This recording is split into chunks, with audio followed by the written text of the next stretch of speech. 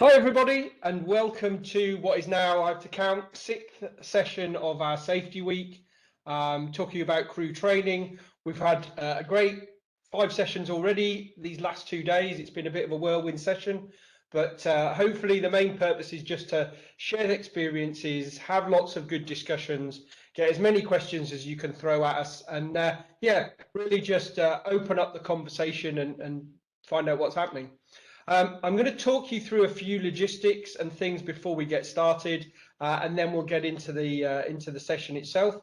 So my name's John Franklin. I'm head of safety promotion here at EASA, and I'm joined by my colleagues Francisco Alvarez Arena and Francesco Gaetani from the aircrew department, and they'll introduce themselves probably a bit more in a minute.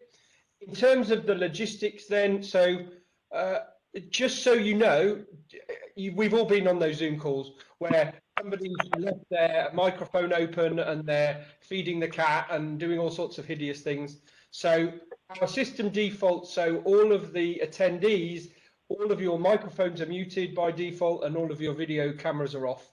So you won't be able to unmute yourselves, but we have lots of other ways to interact with us. So the main thing is in the apps area in the bottom right hand corner, you have apps and then Slido, and you can ask us questions, you can upvote other people's questions, and then watch out also, we will be replying as we can to questions in written form as well.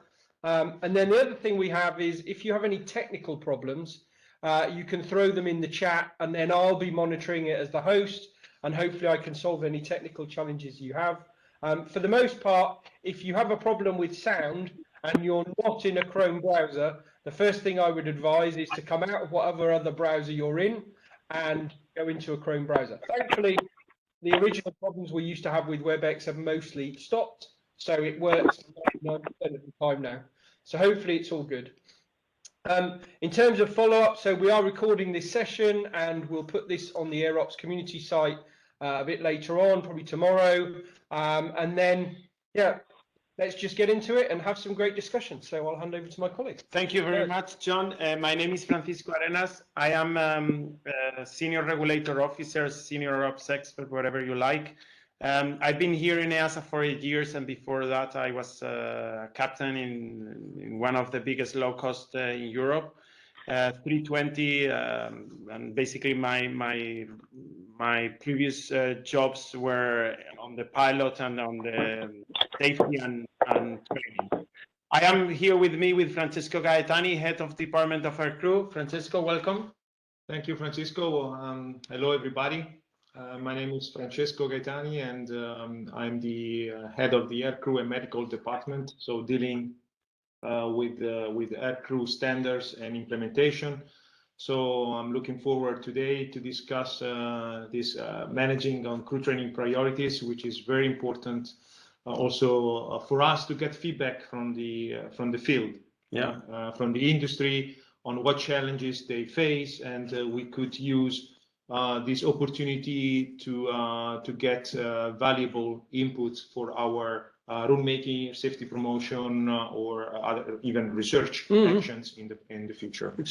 Thank you very much, Francesco. And today the session is going to be an interview to some key players in crew training. I'm going to start with Pavel. Pavel, welcome. Pavel is the standard policy in Wizz Air. Pavel, welcome. I have a question for you just before starting in the interview. Can you give me a headline, kind of one word or one sentence of how it's been so far 2022, and what is your prediction for the next 6 months? We are just in the middle of the year. So welcome, Pavel. Hello, good afternoon. Yeah, but one word. I think it's a challenge. Yeah, it's a challenge to maintain the standards we thought we had before COVID, and now the situation has completely changed because in order to achieve the same standards, we have to do twice more job in training. To help people to keep the standards and safety. Thank you very much, Pavel. Welcome. Rafael, muy buenas. Welcome from Spain, Head of Training of Air Europa Express. Welcome to this interview. Headlines, how's been this past 6 months so far, and what is your prediction for the next 6 months in 2022? After the COVID, everything was slow, and I can just say that right now everything's going to start being very fast. So the changes are enormous. Thank you for having me here. Thank you, Rafael. Welcome to this crew training session. Let me check if Olivier has joined us. Olivier Masolini? Yep. Oh, perfect. Thank you. Welcome. you. Olivier, Deputy Head of Training of the Airbus ATO. Welcome. How it's been so far these 6 months in 2022, and what is your prediction for the next 6 months in 2022? Welcome, Olivier. Thank you. And I apologize for the have an issue with the video with the camera. So let's continue like that. Sorry. And I would say it was quite challenging for this year because we have implemented now the mixed EBT in our training organization, even if we are not operator, but we apply all these different requirements with the legacy and the EBT system. We are working also about the expansion about CBTA to achieve different objectives, and by including also new technology like a virtual reality trainer within our TAP rating course. And for the remaining year, for the next 6 months, so we are still working on the full CBTA programs like reviewing the TAP rating and also common course, etc., and still developing also the EBT services. Now we are just able to provide full EBT service to our operators. Thank you very much, Olivier. Welcome. And finally, David Abad, I see you in a very nice location. I'm not going to ask you about the highlights of 2022, but instead I want you to give us a short tour on the machine you are in now. David Abad is the head of standardization or standards in Babcock. Now currently under SAR operation, safe and rescue operation. David, welcome. Can you give us a tour on your wonderful machine? Well, thank you, Francisco. First of all, I would like to thank you and your team to let us, the helicopter industry, to be on board of this. And yes, this is fully automatic. I wouldn't say the manufacturers, yes, do not to get any confusion here, but yes, it's a fully automatic helicopter search and rescue that we operate in Spain. It's in Coast Guard. And for us, the COVID hasn't impacted us in the same way that the fixed wing guys, but we have a very challenge 6 months to come. I'm very eager and waiting for you to publish the data report and the training program for the EBT so we can implement it finally, as well as this complex helicopters scenarios. Thank you, David. You can say it's an Agusta, we all know, so it doesn't matter. Agusta is also an Italian company, half Italian.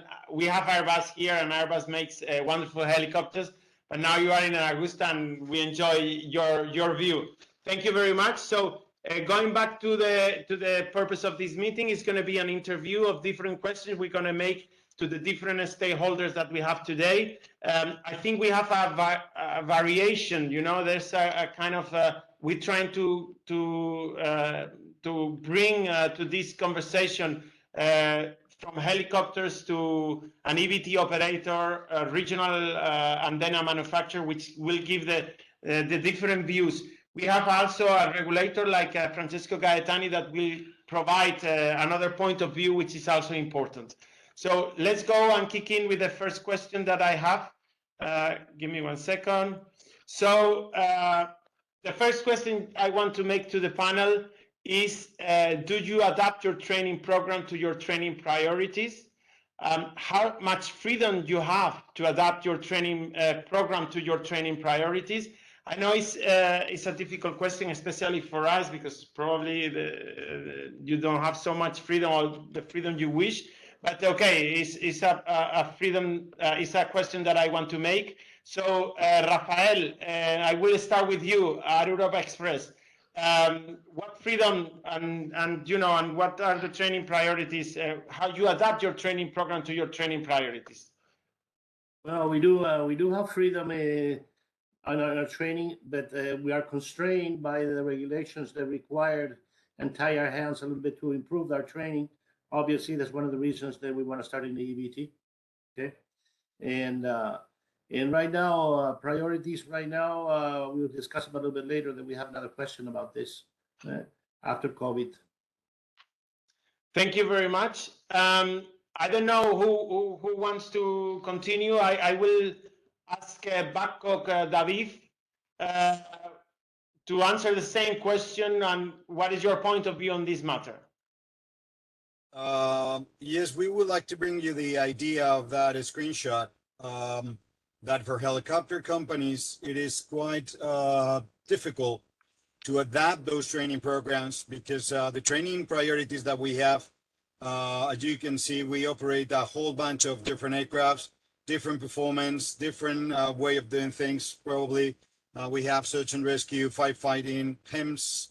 We also operate fixed wing in search and rescue as well, firefighting, and we need to cope with a lot of training adapted to that, more than the aircraft to the operation itself. If you go to the next slide, please. We of course we have it in the 3-year cycle. Francisco, yeah, okay. So we can cluster all the manufactions in a 3-year period, as many know. So for us, the more important thing is how we adapt, or how we merge the aircraft training and check-in with the operation as well. As we all know, all operators, regardless if there's fixed wing or helicopters, we have to fulfill and comply with the Appendix 9, which is a quite fixed structure. So that's why we're pretending to move into the EVT, so we can adapt the training more specifically to the operation, the aircraft, and the crew itself. Thank you very much, David. I have other people in the room, so I will ask you the same, the question that I just give them to Rafael and to David. I don't know, Pavel, for example, do you adapt your training program to your training priorities, and how much freedom do you have to do that, to adapt your training program to your training priorities? Actually, we moved to the mixed EBT, what give us a bit of flexibility to adapt our training programs to the needs. Anyway, the baseline EBT program is already giving a quite, let's say, realistic approach to training. So we are going away from this technical aspects. I mean, not training the crew, only the technical aspects, but we can adopt it to more life-oriented training. But yeah, definitely, there is, let's say, like classic system, you have almost no flexibility because you're bounded with this 3-year cycle, which are linked to the technical systems, some to the aircraft systems. In the mixed EBT, you can do it based on the malfunction clustering, so you can adopt it, also to the level of your general performance of the crew, So yeah, there is a kind of let's say 30% of freedom now, yeah. Thanks, thanks, Pavel. I would like to finish with Olivier, and then maybe I pass.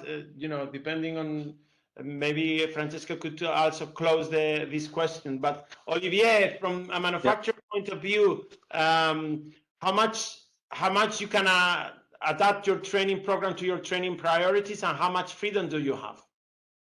Okay, so I would say we have two training priorities in terms of category. First, for internal need, and for the customers. And for internal need, of course, we have more flexibility because we have less constraint. That's, as we can imagine, with the different regulatory framework and in terms of volume. For the customers, I would say now we are going to, continuous development to adapt continuously our training program, the content, and I would say also by adapting our system with our SMS system directly with the customers when we have to design their recurrent training checking or EBT program.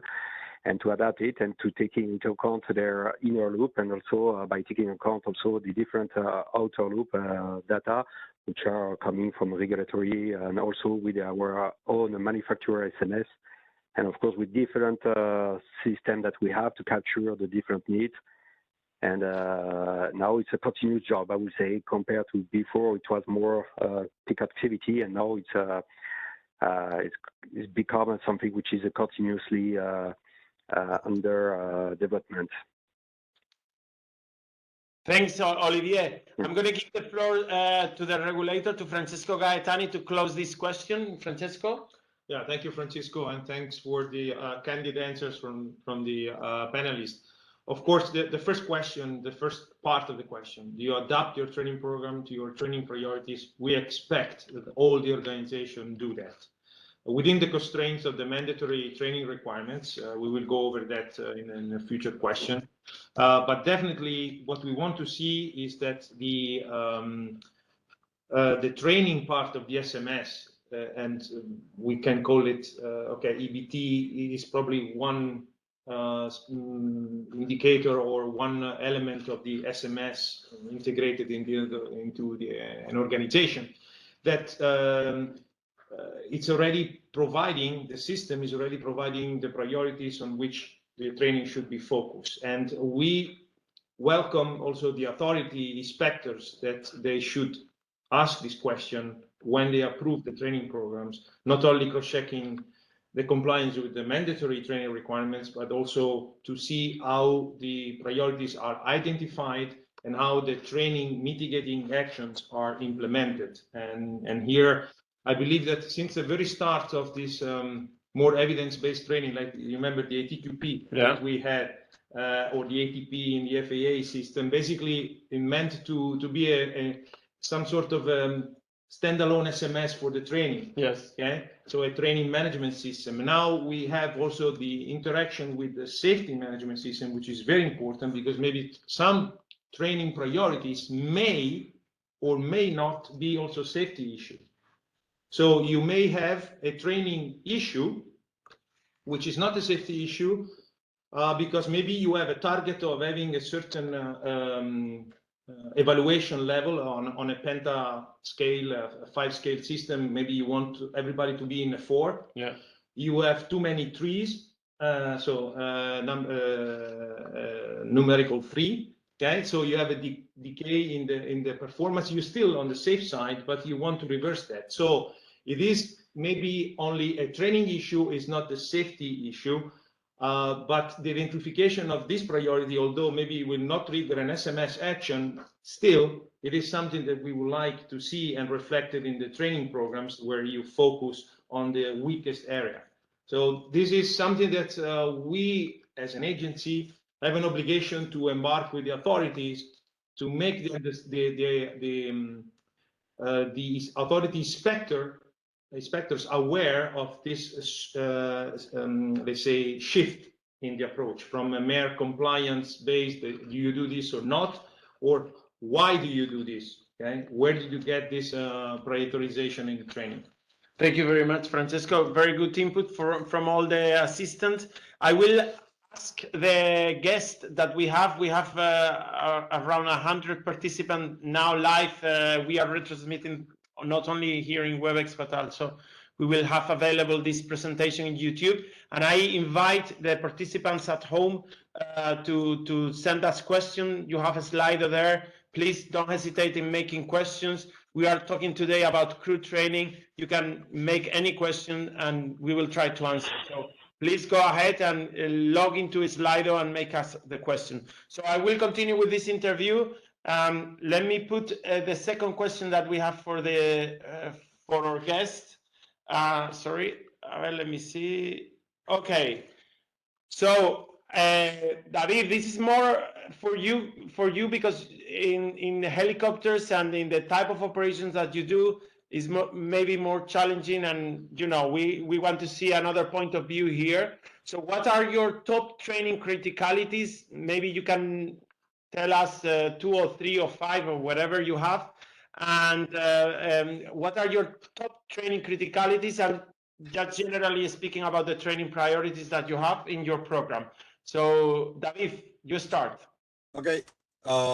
Yeah, as now that I can say Augusta 139, as you can see, this is the pictures of all the helicopters that we operate. It's the same one, it's the same helicopter, but they're not doing the same. We do offshore oil and gas transportation. We do medevac evacuations, HEMS helicopters. We have search and rescue. We have mountain flight helicopters as well. So it's the same aircraft. It's the same aircraft, but they're not doing the same. So the training needs of those crews that probably can jump from one operations to another has to be fulfilled somehow. And right now, that's the issue. It is true. If you go to the next slide, please. It is true that they're not the same. So if we are not the same, doing the same things, then why we're training the same way? Again, we have the Appendix 9 and all that. So that's what we said about the EVT concept, that we can go a little bit more. So for us, what we have to identify as the more priorities for us is, first of all, is the training on the instructor development. Train the trainer. We realize that this is the keystone of a success training program or a failure, total failure. We've seen it. We've seen it many times, even in the fixed wing on EVT, how some programs on EVT really succeed because of the training program or the instructors, not only with the program itself. Then afterwards, we have identified the human factors.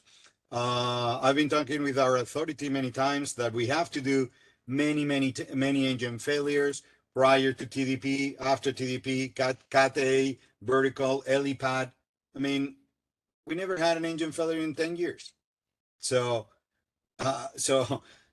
we probably not need to train that much. So, but we identified as a criticality as human factors, competencies like leadership, teamwork, decision-making, situation awareness. Those are our training criticalities as well.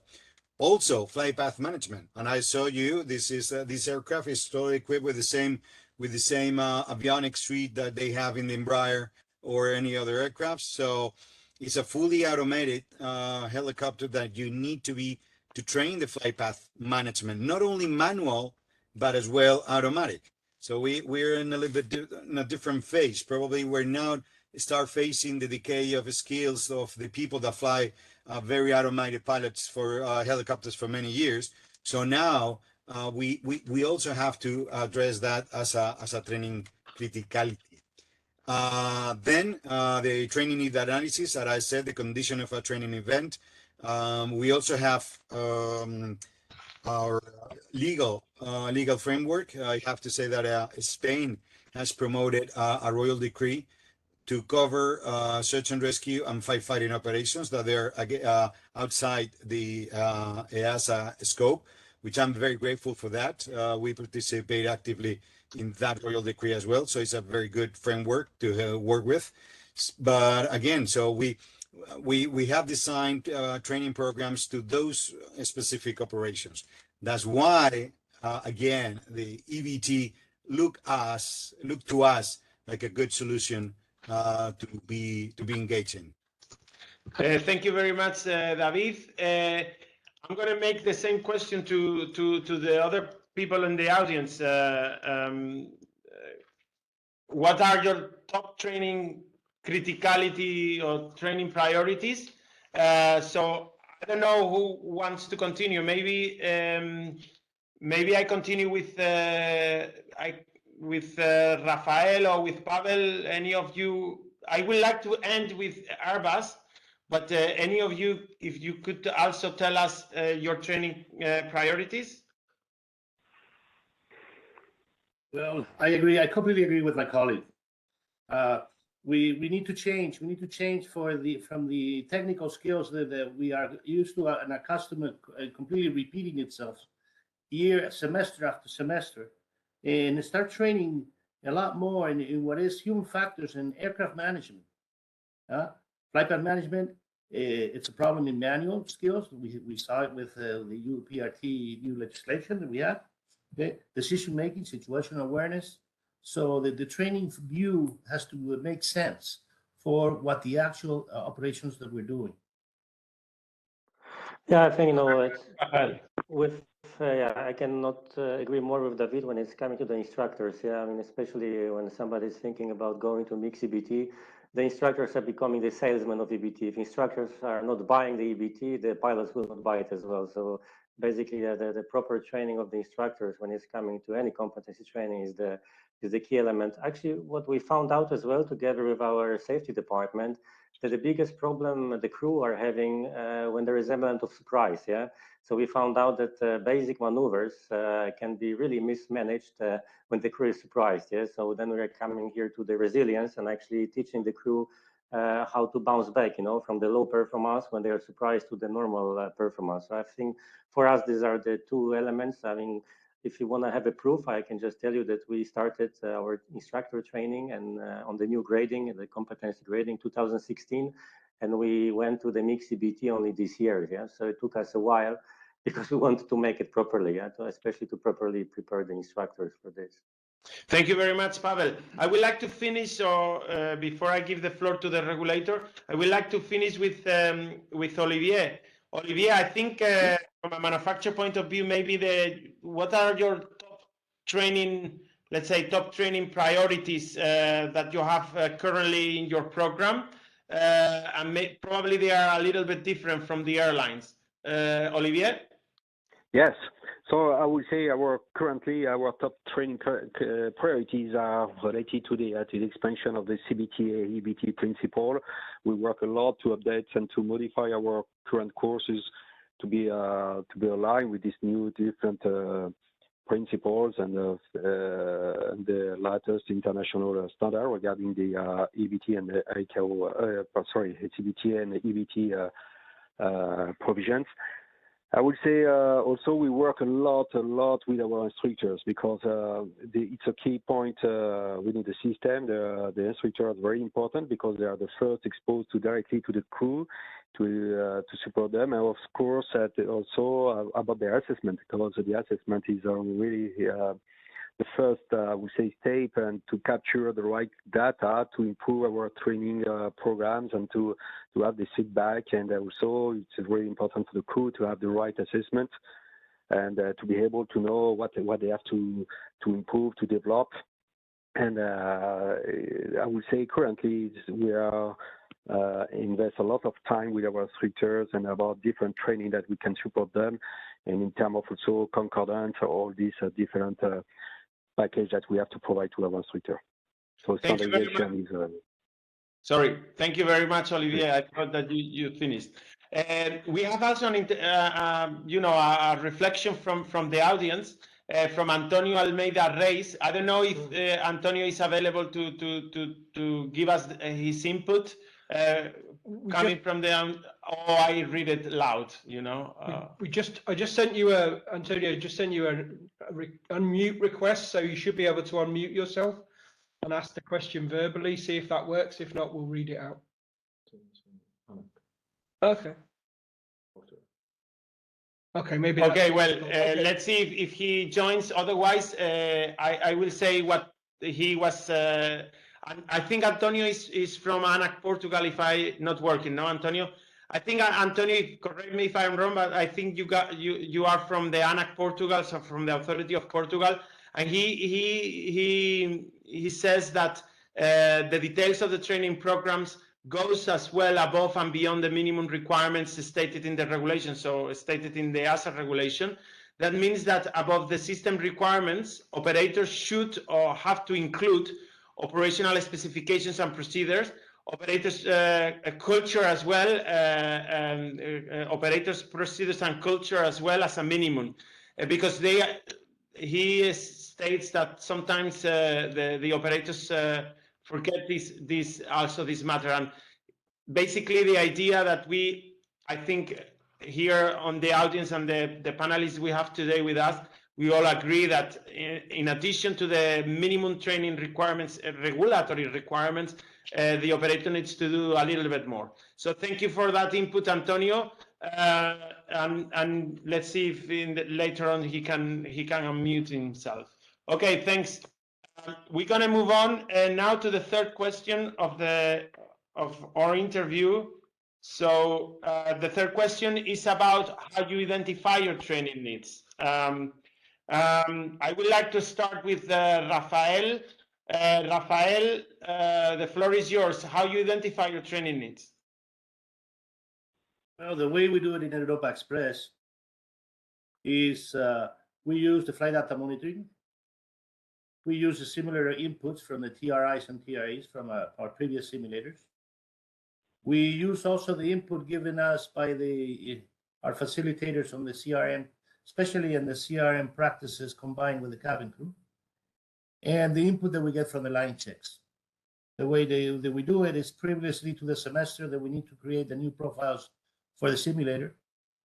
We all get together and decide what are our priorities for that semester. And at the same time, we review if the priorities that we have used for the previous semester are having the right effect and we're going into the right direction. Thank you very much, Rafael. And let me go then to another person in the room. So I will, as we are in the airline world, I will start with Pavel. I will continue with Pavel. Pavel, how you identify your training needs? Yeah, basically, of course, we are obliged, as Rafael said, by the regulatory framework. Yeah? So because we're in the mixed CBT, of course, we are doing this model which calls ADI. Yeah? So we are doing the assessment of the requirements of the training needs based on the regulatory. Then we design the sequence of the content, of course. Yeah. Then we have to develop our lessons plans. Then we test it and we implement it. And of course, the last but not the least is we are checking the effectiveness of the training. Yeah. So based on our data monitoring, the training data monitoring system, we are checking if the training simply is efficient and effective. Yeah. And this is the best mirror for us. Yeah. Thank you very much, Pavel. I will continue with Olivier this time. Olivier, how you identify your training needs as a manufacturer and as an ATO that you probably provide your services around the world? Yeah, so to capture these training needs, we have a lot of, I would say, network. First, we have our own manufacturer SMS. To support this capture, and also we have a different activity like operational line evaluation, where we are going into the opera to observe the activity of the operators, capturing a lot of things, a lot of data within this kind of activity. We are also participating into the initial operating experience. So it means for the entry into service of the new aircraft within an operator, like it's an equivalent of the line in flight under supervision. Supporting also, and also we have our network with the safety department and Airbus safety department, where they have a worldwide network, and with this we are able to participate to understand and how to adapt your to identify any new training needs. Thank you very much, Olivier. David, the floor is yours. How you guys do this identification of your training needs, especially in in a place like a search and rescue that, let's say, is a little bit high risk operation? Well, there's as well as the other colleagues, we do the same. We do the SMS as well, reports. We do also internal audits. As well as Antonio was saying, we as we have the royal decree that also states some kind of maneuvers and things that it has to be done with the operation. So we identify those operation also with the know-how of that. But the thing is that we have to balance in terms of investment and training and expensive training. I mean, we do much more than the actual legislation require. But we cannot extend the training in an infinite way. Also, we have another good thing, being in a multi country company, is that we have on top we have an assurance department which goes to different business units across Europe. This is run by the UK on the headquarters. So it gave us a very good idea of what other people are doing, and we share a lot of experience in terms of training. For example, we have performed a CRM event for all the instructors in the company, so everyone can share their thoughts and the problems that they're facing with their crews. So this is also a very good point for us. We have what we call the operations, the standardized OM. So it gave us a highline and heads of what we can do or we would like to do. So based on the experience of other countries inside the Babcock world. So that's another thing that we have to different. And also the final one is also we need training requirements because of the clients. Search and rescue or contracts and firefighting contracts also requires some specific training that probably other clients will not require. So that's again another source of identifying those training needs. And even more when we have pilots that goes from one operations to another because of operational needs. So they have to go through all these training and all that. So this is a very quite complex things. But yeah, we have those different sorts of identification of our training needs. Thank you very much, David. All clear, but I would like to finish because it's been mentioned several times on this matter of the training priorities, the several times the regulatory compliance, the regulation, etc. We are a regulator, so let me go and ask Francesco. We have here our heads of department, so let's talk a little bit deeper into the regulatory compliance. And the question for you, Francesco, is: can you provide a little bit more details on this particular element of compliance? Yes, thank you, Francisco. Mandatory requirements have been in the EROPS regulation, the part or OFC especially that we're dealing today, for a long time. And we have taken a huge step when we started implementing EBT. And Francisco, I mean, you are one of the masters of ceremony in this respect.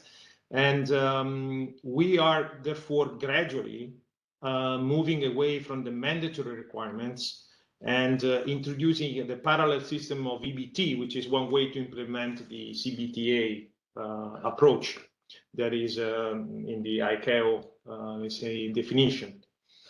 In doing so, however, we need to be careful because not everybody is ready for EBT. As you stated, dear panelists, the importance of inspectors and instructors, okay? Especially the instructor side is paramount. So not every organization has the level of maturity to undertake such a shift from normal training to EBT.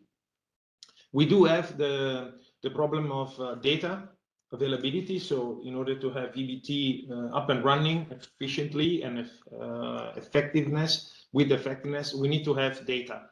And therefore, we are also embarking on some initiatives, and we set this as a strategic priority to have this data for safety working also for training, to allow all the also the small organization to benefit from the industry data. Also, we are engaging with the training providers like big names like CEE or other organizations that can provide data for this purpose.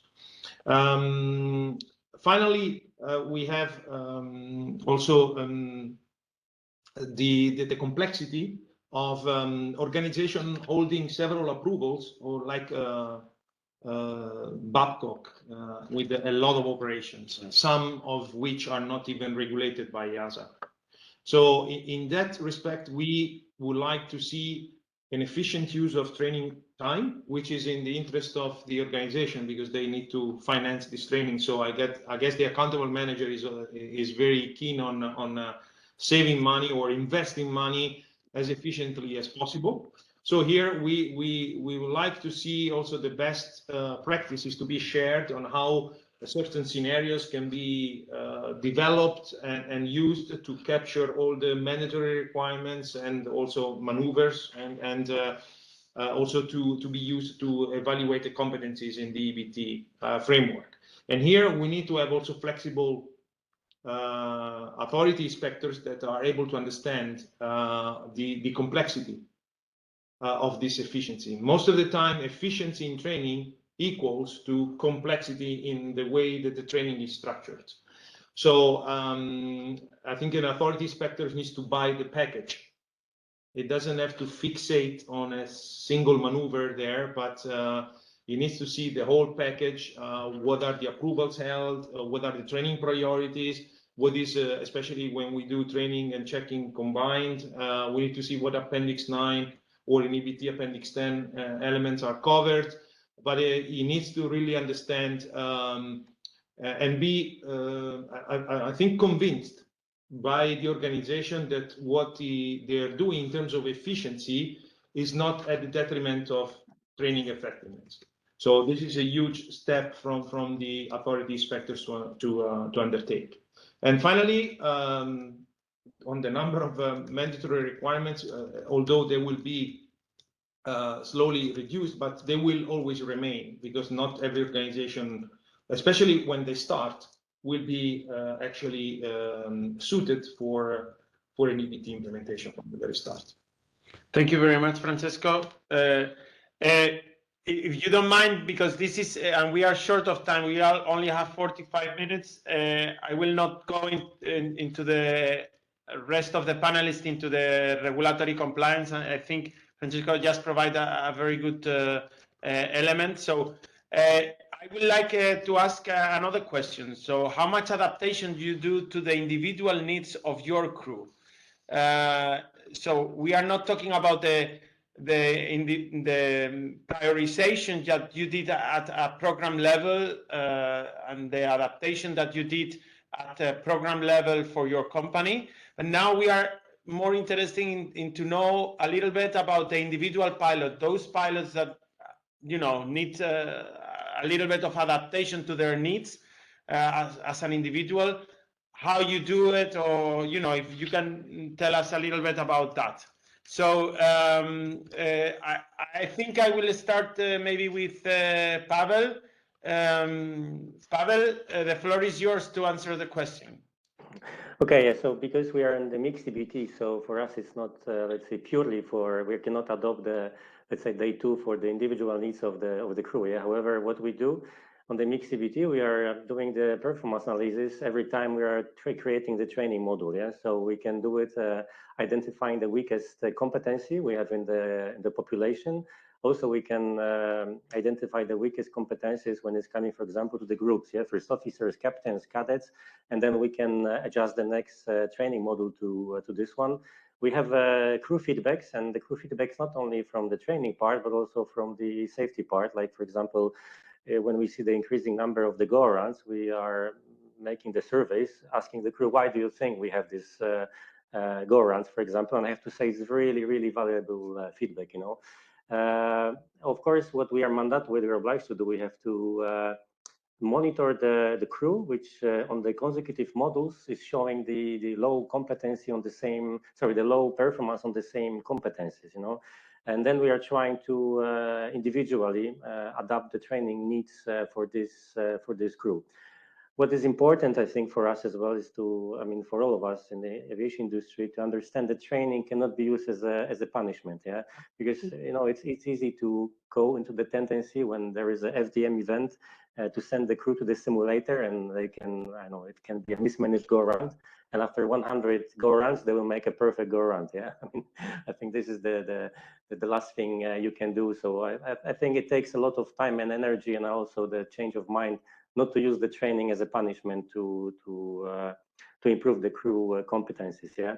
And of course, all the remedial trainings, when we identify the crew on the level which we cannot accept it as a safety level, then of course we are adopting the training needs to the individual crews. Yeah, I mean, this is in the, let's say, I can say in the pills. Yeah, because I know we are short of time. Thank you very much, Pavel. I will ask then to continue with, I'm going to go again to Rafael, and then I will move to the manufacturers and to the helicopter people. But Rafael, question, how much adaptation you do to your individual pilots when you need or when you can? How you do this adaptation to an individual pilot? Well, that's one of the problems that we have with the classic standard training that we have. We initial training that for a semester, it's not adapted for individual pilots. It's adapted for everybody because of the regulatory needs and of the data that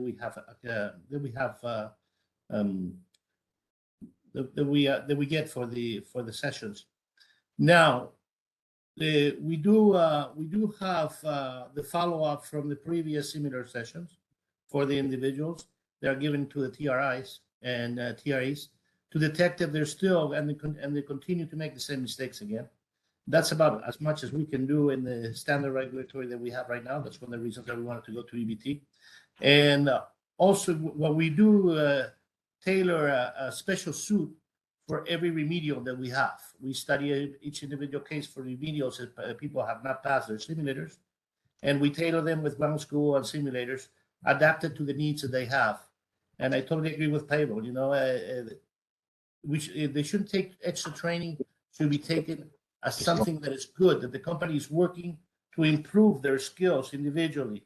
They shouldn't think of it as a punishment. Oh, I failed my simulator. Now I'm going to get punished. Now everybody's going to look. No, we try to make it as much as confidential as we can. We're not a large company. We have 120 pilots, so everybody ends up knowing what's going on. But we tailor a specific training suit for that person. That's one of the reasons that we want to also to go to EBT. Thank you, Rafael. I will continue with Olivier.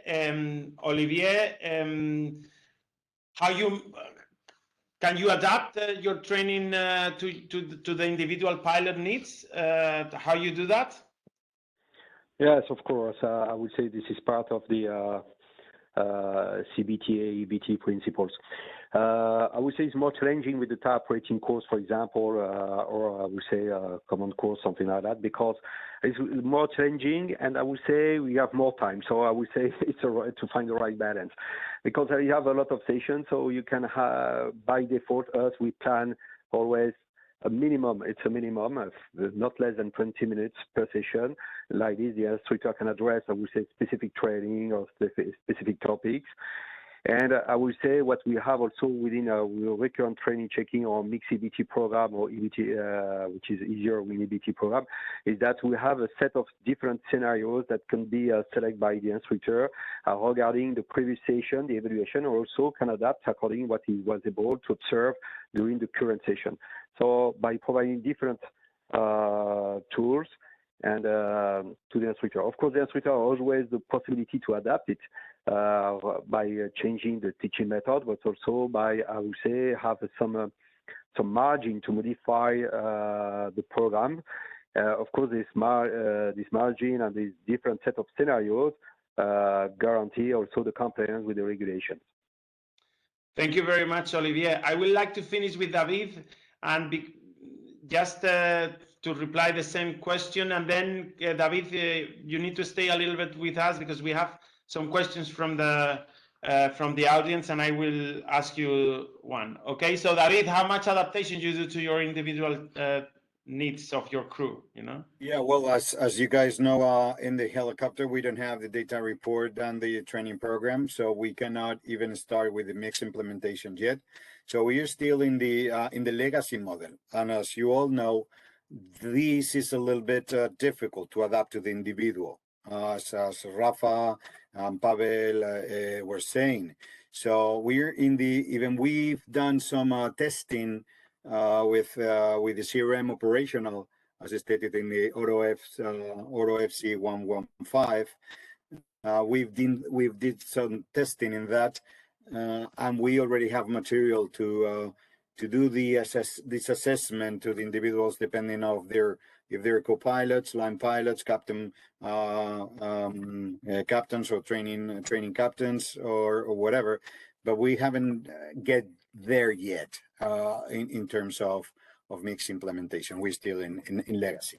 Thank you very much, David. I would like to take the opportunity to remind to the audience that we have published a concept paper this year on data report. Thank you, David, because you participated there. Also, I would like to remind you that the ED decision 2021-002R that we published on EBT already provides a GM1 Auto FC 230, which provides already the scope for the helicopters. It's true that the data report is missing. However, we are working with the Spanish authority. We just recently received an email, and we are already engaging with the head of ops, Silvia Troncoso, to deal with this matter, because I know that in Spain there's a lot of interest for the helicopter people to join the EBT.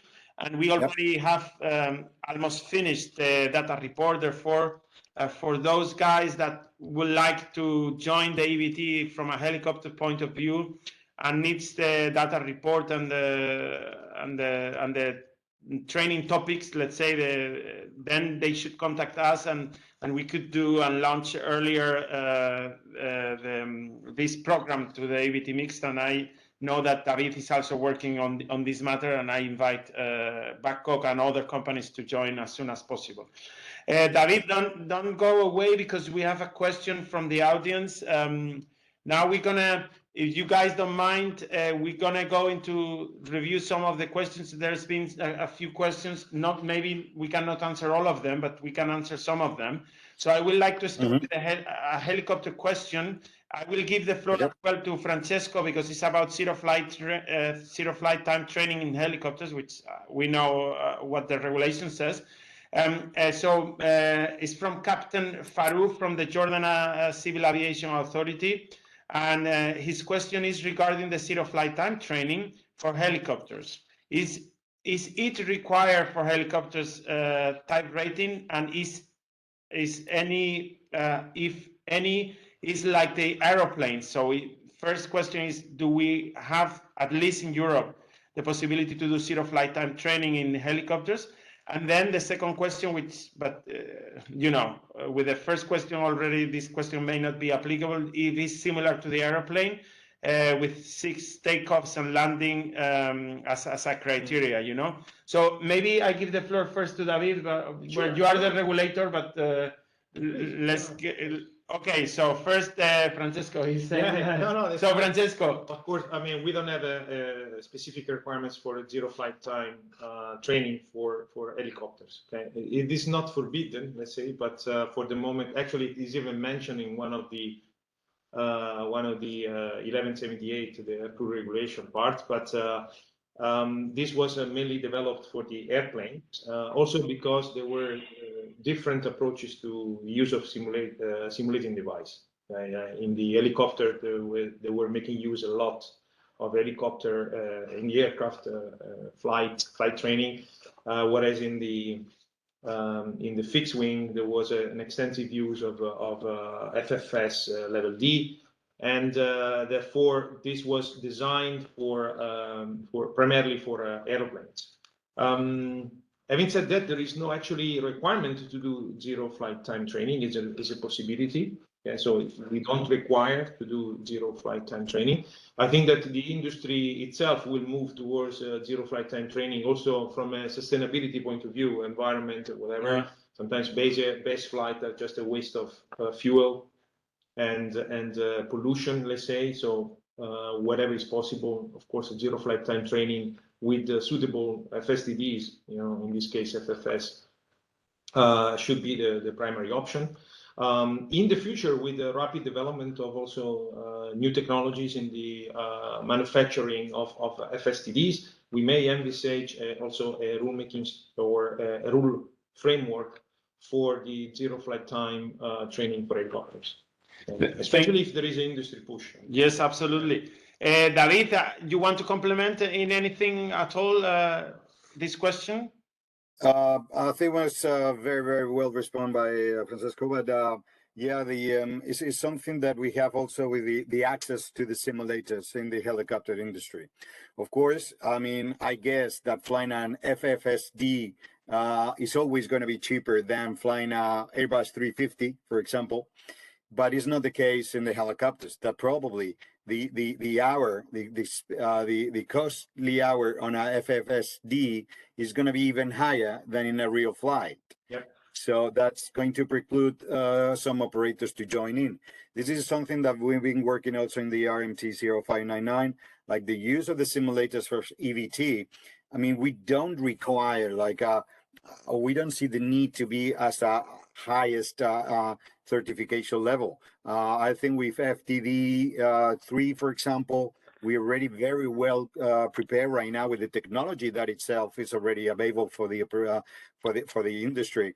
I mean, we can go directly with that. We need very good scenarios and probably good visual environments, which is not related to mainly with the FFSDs. So this is and also a requirement that we would like to push back to EASA, because to make more affordable and totally open to the operators to convince themselves like to move into the simulators, even in a small helicopters. Yeah. You know. Thank you, David. I mean, also, you know about our rulemaking task 0196 on the use of FSTD. Yeah. This is where we are trying to make also not only a safety case but a business case for the small small end of the industry, especially light helicopters, to take advantage of the new technologies and let's say less costly FSTDs to actually do training in the FSTD. And on the safety case, there are also some abnormal or emergency procedures that actually are safer to be conducted in the simulator rather than in the aircraft, where actually training it becomes also a safety concern. Yeah, it is true that a helicopter is a weird machine, you know, that flies and behaves aerodynamically speaking weird. And so many operators claim that, yeah, in fact, there is some negative transfers when you use simulators. But this is always it's a balance. It's a balance of that. So if we create the access to the operators to be not even in a creepy simulator, I mean, but in a less strict simulator with a more affordable hours, I mean, I'm totally sure that people can join in easily. Thank you very much, David. We have another question and we need to move on because the second part of this interview is going to be a little bit to talk about ramp up after COVID and a little bit about COVID. We have a question that I think is important that we answer is on Regulation 2021-2237, the all-weather operation and training. We just deleted the point hotel of ROFC 230 on recurrent training and checking. This point, it refers that within 3 months, when you do your revalidation, you can do it within the 3 months and you maintain your original expiry date. And that I would like to tell you guys that if you see the opinion 02/2021, it's just that it's moved to AMC.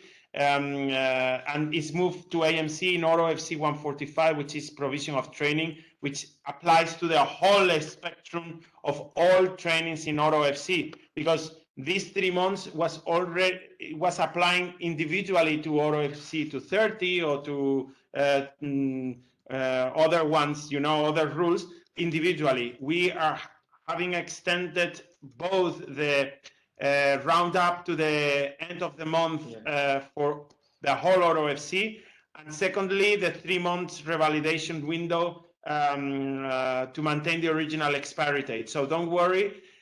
We're going to publish next week the all-weather operation part of the AMC and GMs, and in July we're going to publish the part of the training, and you will see this in July. So hopefully will not be any problems, and by October 30, which is the applicability date of this rule, you will have published, and it will be promoted several times in several webinars that we have for September. So We have many more questions, guys, but I think we need to move on. There are a few questions more, but I need to move on. Otherwise, we will have no time. We only have half an hour to go, and I would like to talk about a little bit, like, not about COVID. I don't want, because COVID has finished, but a little bit of the lesson learned during the lockdown, and a little bit about the ramp-up operation that you guys are involved now this summer, where the aviation sector is blooming. So the first question I have is about the skill decay, and I will go probably to Pavel. Did you have a skill decay or other consequences during the COVID lockdown? I think, Pavel, you are the first one in this question. So, Pavel, go ahead. Skill decay and consequences during the COVID lockdown. Yeah, so of course, yeah, we experienced some consequences. I think what is important, like what Francesco said, whenever you want to identify your training data and any training problems, you should go to the data. Yeah, I think I have to say that this was one of the best things we did. That we have a now quite big training database, so we can really see the truth, not the gut feeling, what we have a tendency sometimes to have, But the truth is that funny enough, we didn't have too much technical skill decay on the crew. This is what I identified. Maybe because during the COVID, we have implemented the online consultations, for the crew. So there was a couple of times a week, there was an online consultation, which was focused on on failure management, which we were planning to do in the normal, regular training cycles. So the crew could ask the questions to the TLEs, TRIs. We prepared the presentation. So maybe, yeah, we anticipated this one. However, of course, when we came back to the training, we identified that the weakest competencies we had, which we didn't have before COVID, it was, like, of course, flight management, situation awareness, and the workload management. Initially, we found out that the competency which was graded lowest by the instructor just after COVID was the application of the procedures. But then when going to the root cause analysis, we found out that the application of the procedures is just a side effect of the low situation awareness. Simply, crew was not in the normal routine cycle, so everything was more complicated for them and taking more time. Thank you, Pavel. I'm going to continue to other people in the audience. I will go with Rafael, and then I will go again with David and Olivier. So, Rafael, did you have a skill decay during the lockdown? And so the floor is yours. Yes, we did. We did notice that after the 3 months lockdown, we did notice that in the simulators, the performance of our crews were not the same as before the COVID. So we did notice that the flight path management, especially in manual, it decayed.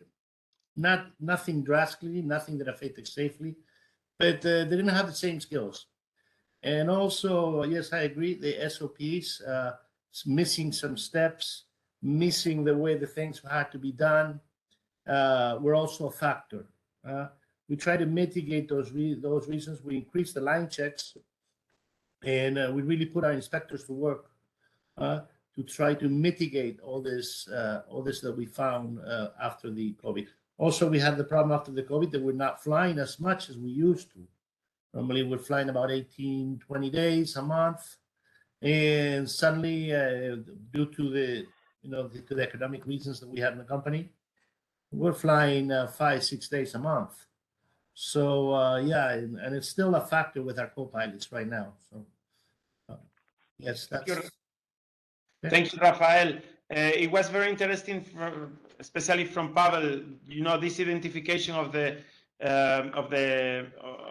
problem in application of procedure, what in reality was a problem of situational awareness and the workload so it's very interesting to see that companies with data gathering, like in EBT, there's more insights to the appearance of the first view, which is, okay, I have a problem of application or procedure, and be able to dig a little bit more and identify the root cause, which is very interesting what you just explained, Pavel. I go now from the airline world to the manufacturers and to the helicopters. I will start with David. David, I know that you guys in the helicopters, and especially in search and rescue, etc., you didn't have like a lockdown, because you safe and rescue medical is probably the opposite, you know. So, but maybe you have something to say about the lockdown and the decay there. Yeah, well, we have the other way around. For the first time ever, the helicopter industry has not been affected in that kind. Even the oil and gas still need to produce. Of course, they decrease the production, and of course we attend to less accidents, for example, in HAMS or traffic. You know.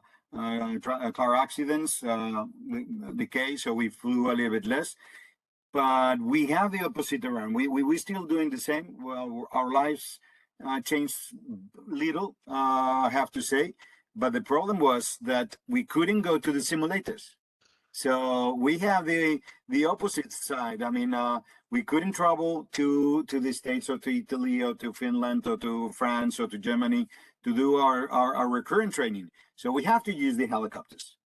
So, and now we faced with that we have to talk with our authority, because it was initially is an increase in the risk, of course, on the operations. So we have to make those mitigation measures to try not to get those incidents and accidents of using that. But the problem is that there's some maneuvers and some issues that you cannot do in the real helicopters, which is stated in the Appendix 9. For example, we can do love of the rotor effectiveness or vortex rings, for example. Now that is mandated that you don't do it in a helicopter. So that was a tricky one. That was a tricky one for the training department, that we cannot use the simulators abroad to do our training. So we have the opposite. So we have the decay of skills due to, but it was tricky. It was tricky. Yeah, it wasn't a decay on skills. It was a decay in the training delivery, because you didn't have a simulator available for you guys, while you maintain the operation and while you maintain the routines for the pilot. Like these guys in airline, they had a big down in terms of production and in terms of training. Yeah. It was very interesting what Pavel and Rafael has said. So from a skill decay, either by situational awareness or procedures, and then completely different in the helicopter, the problem they had. What about the manufacturers, Olivier? Did you have a skill decay, or what was the consequences for you guys during the COVID lockdown? Fortunately, for Airbus training, we were not really impacted, because we continue our activity and we were able to maintain a lot of, I would say, simulators, or I would say training activity for our instructors. And we continued to deliver some aircraft to our customers. So it means that we have still this activity, flight activity. In parallel, what we did to support the operators and Airbus, we provided, I would say, initially we provided in the past a generic program to support them to recover the situation just when they were going to resume their flight. And we use this also to get some, I would say, some feedback directly from customers using this program, and we were able to adapt it by modifying it. And at the end, as it was already explained, that we did a kind of evaluation to detect which competencies should be reinforced, instead of to have something which is, I would say, a legacy training path, and to adapt it, and to be able to adapt it directly to the individual crews, to the individual pilot as pilot. Thank you very much, Olivier. So as we are talking about COVID and the consequences of COVID, I would like to give the floor as well to Francesco to tell us a little bit about what we did in EASA during the COVID lockdown, and because he was the head of the activities related to the COVID and the return to normal operation, etc. So, Francesco, I don't know if you want to say something about what we did in there. Well, basically, I followed the ops and crew training part of the RNO project, which was led by Edward Chofu. In this project, basically, we allowed organizations and authorities flexibility in dealing with the crew competence, okay? And also other compliance with normal requirements. Which was hindered by the COVID crisis. For instance, the availability of devices because they were unreachable due to the travel constraints. So what we did was we set a number of guidance documents which were uploaded into the EASA website and available to the industry and the authorities in order to help them in managing the flexibility. So we took a calculated risk, let's say, to allow a reduction of the normal safety standard to what we call an acceptable safety standard under mitigation. Let's say it's like you're moving from a green to a yellow with mitigations, let's say, allowing the operations to continue despite the disrupted environment. Now the challenge is for, like we've seen today with the skill decay, is to ensure that we go back as quickly as possible to this new operation, which is a little bit different from the previous, but still now with a certain set of safety standards, which are the nominal ones in the regulation. So here we have a combination of training to be delivered because of the skill decay and training that needs to be delivered because of the normal standards. And I guess that this training backlog will be challenging for the organization and the authorities to cope with. From the organization to clear out of this backlog and to return as possible to standard competency levels from the crew, and from the authorities to understand where the organization is putting the training priority, and to understand the flexibility that was granted, and to understand how the organization wants to go back to the nominal training standards, let's say. So here the challenge is on their side, and I hope that in a couple of recurring training sessions we'll go back to normal. But thank you very much. Not very easy. Yes, thank you very much, Francesco. I have 2 or 3 more questions, but let's see if we have time before the 15 minutes is gone, because we have only 15 minutes left. Going back to, of the identification of talking about the skill decay, how you were able, or how you identify the root cause of this skill decay, for example, this skill decay.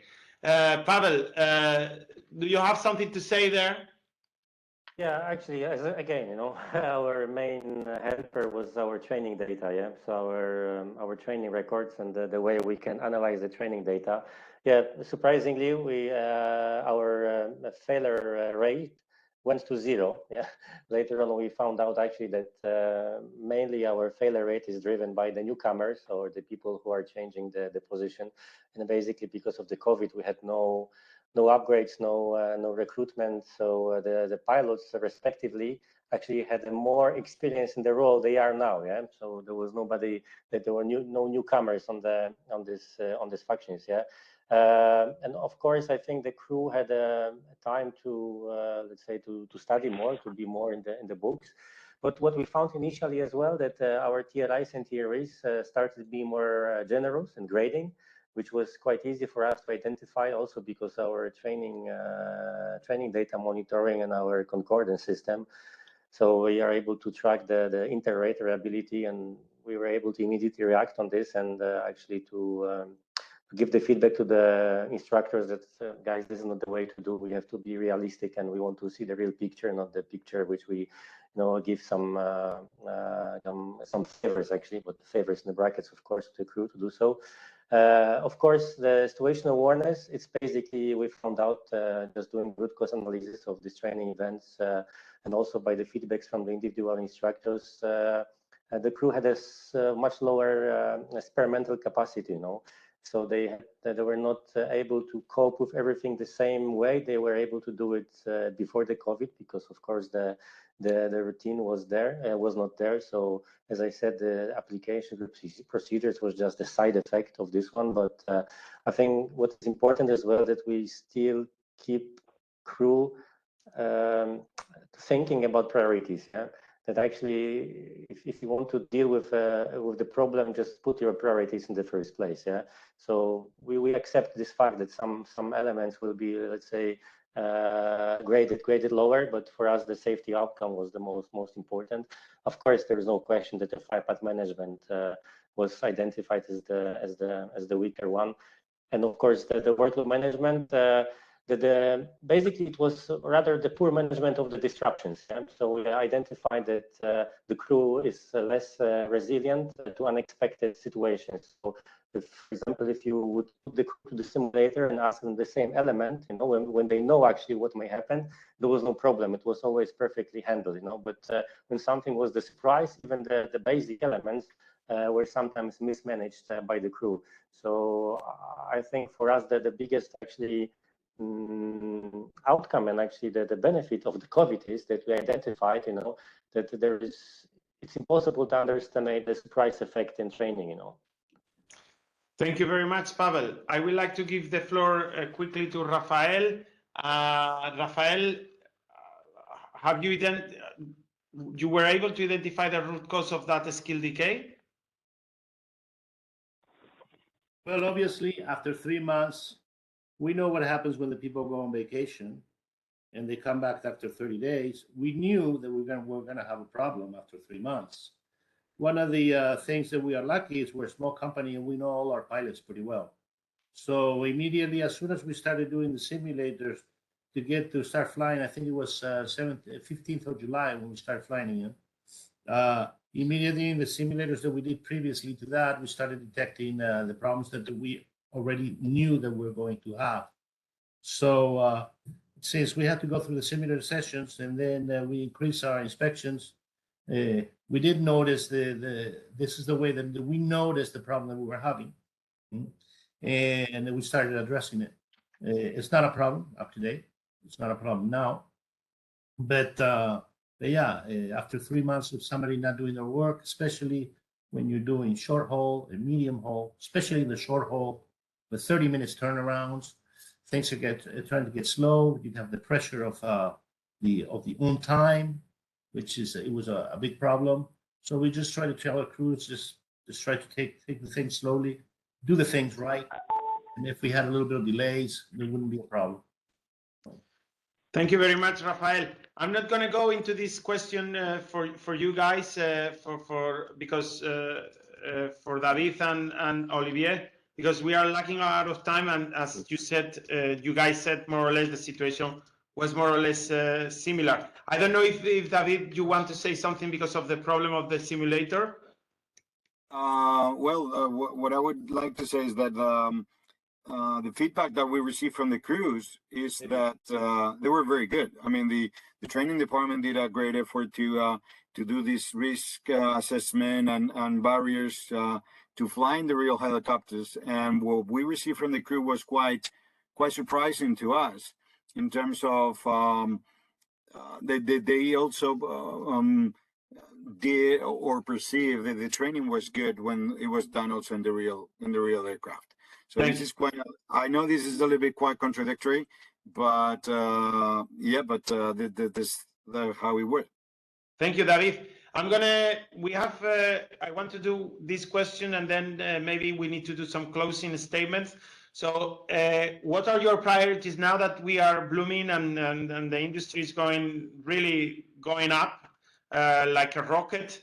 I would like, what are your priorities in this ramp up, in this expansion that we are having, and how it's affecting you as a training manager, these challenges of the resources and this stretch of the resources because of the big growth that you are having?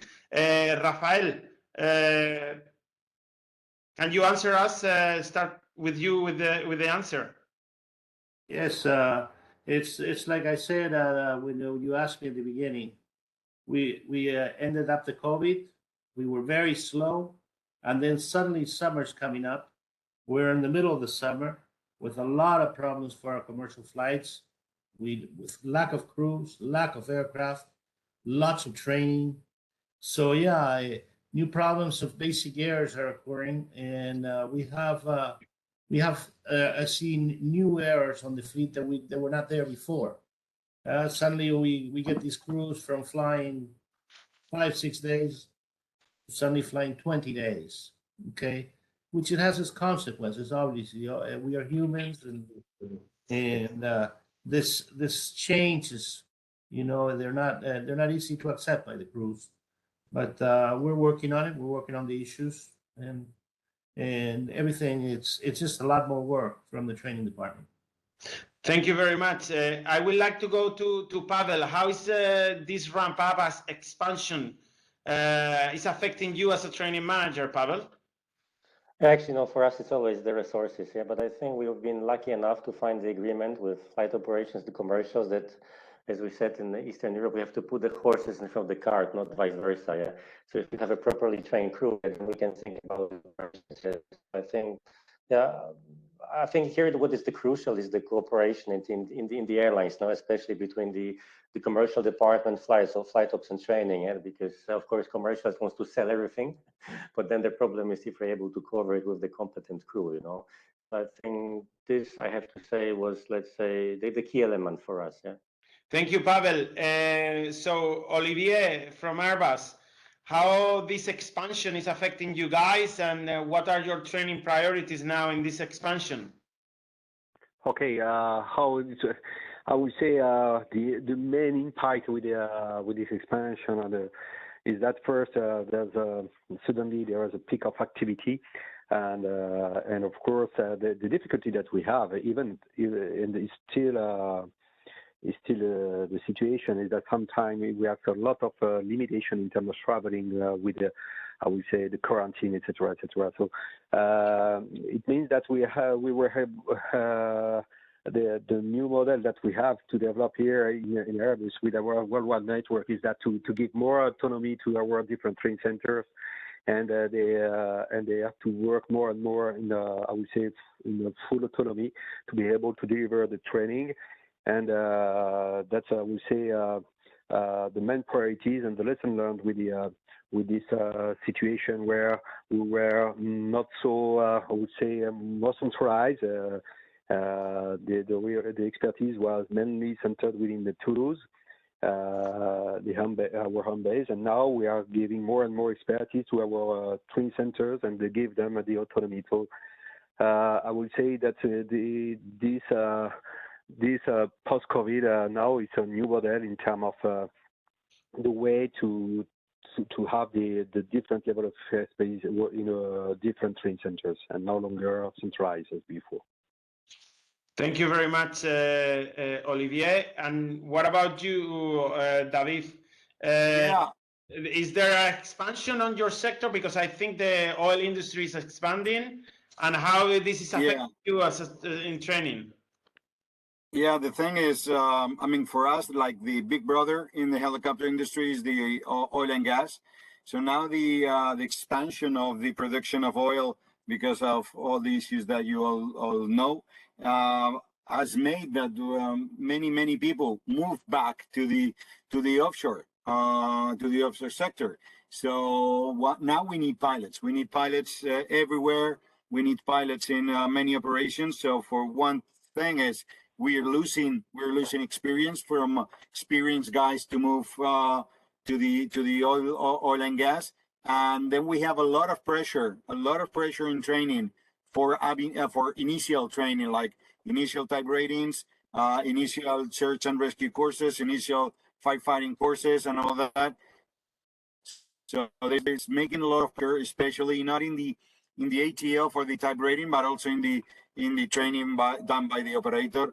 And there is a lot of pressure in training right now for us. Thank you very much, David. Any closing remarks on this matter? Yes, I think that is generic for the whole the scope of all the discussions today. Managing crew training priorities is a responsibility of the organization.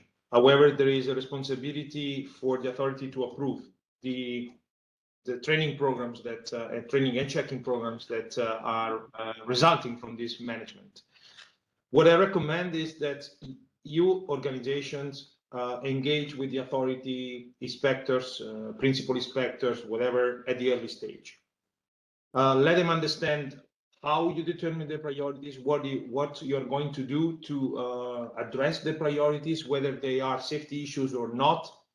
And I'm sure that they will have an easier job in approving because they have a better understanding from the very start.